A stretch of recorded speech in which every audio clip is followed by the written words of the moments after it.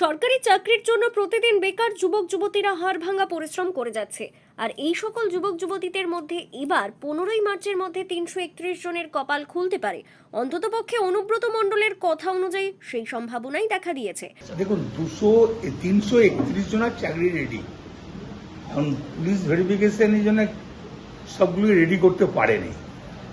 যেমন 216 জন আছে তোমার হেলথে, তারপরে পিডব্লিউ আছে, কৃষিতে আছে, তার ভিতরে 5টা রেডি হয়েছে, 5টা দিল, কিন্তু সবগুলোই কিন্তু দিয়ে দেওয়া হয়েছে।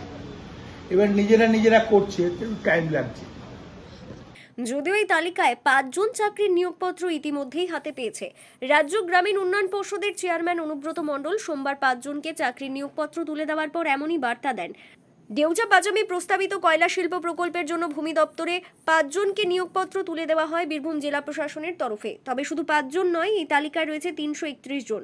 পুলিশ ভেরিফিকেশন বাকি থাকার কারণে তাদের হাতে নিয়োগপত্র তুলে দেওয়া সম্ভব হয়নি।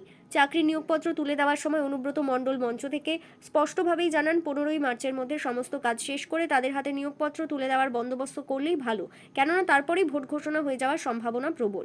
331টা আছে, 331-এর ভেতরে মাত্র 5টা।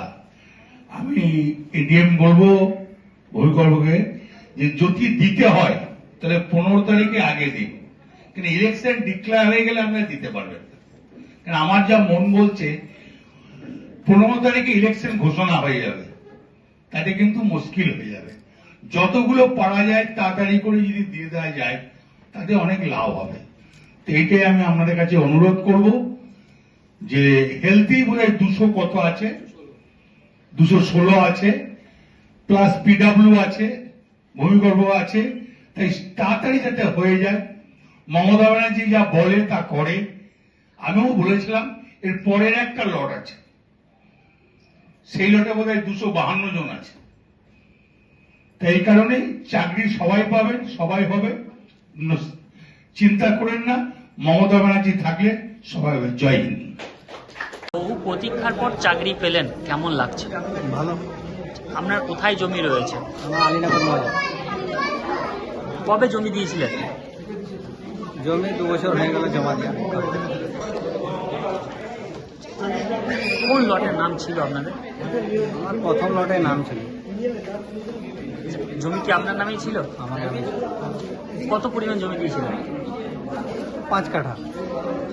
এতদিন পর ডব্লিউবিসি চেয়ারম্যানের হাতে জমি পেয়ে কেমন লাগছে, চাকরি পেয়ে কেমন লাগছে? খুব ভালো লাগে।